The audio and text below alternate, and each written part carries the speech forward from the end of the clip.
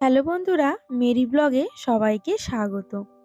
বাবা বাগান থেকে কয়েকটা মোচা এনে দিয়েছে, কিন্তু আমি মোচা কাটতে পারি না। ওই মা দিদারা ছোটবেলায় যখন কাটতো, তখন ওই বসে বসে দেখতাম। ওই দেখে দেখে শেখা আর কি।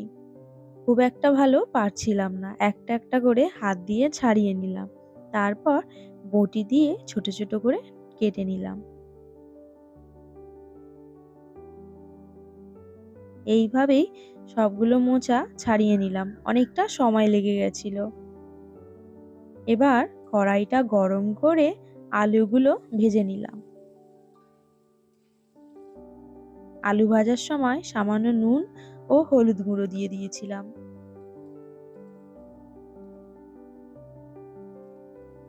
ফোড়নে দিলাম গোটা গরম মশলা, গোটা জিরে, একটা শুকনো লঙ্কা ও তেজপাতা, দুটো পেঁয়াজ কুচি দিয়ে দিলাম।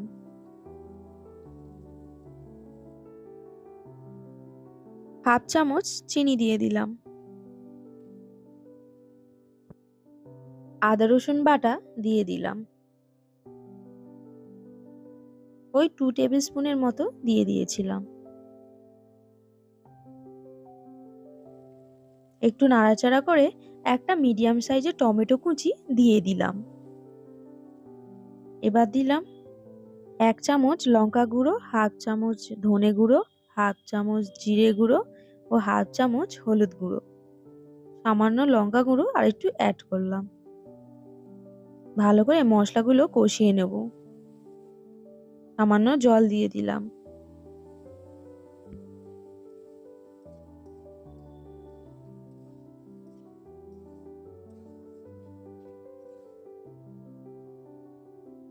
পরিমাণ মতো নুন দিয়ে দিলাম। এবার কেটে ধুয়ে পরিষ্কার করে জল ঝরিয়ে রাখা মোচাগুলো দিয়ে দিলাম।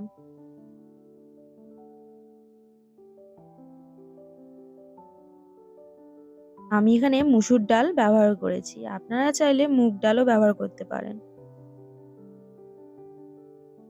চাপা দিয়ে দিলাম যাতে সিদ্ধ হয়ে যায়। ভেজে রাখা আলুগুলো দিয়ে দিলাম।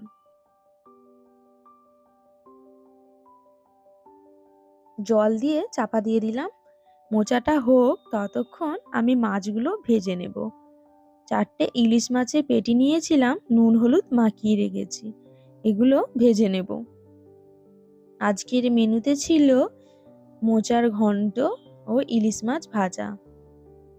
মাছগুলো ভাজা হয়ে গেছে, তুলে নেব। হালকা করে ভেজে নিয়েছি।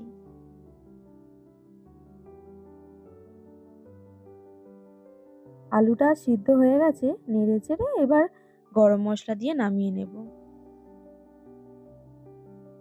হয়ে গেছে, এবার সামান্য গরম মশলা গুঁড়ো ও 1 চামচের মতো ঘি অ্যাড করলাম।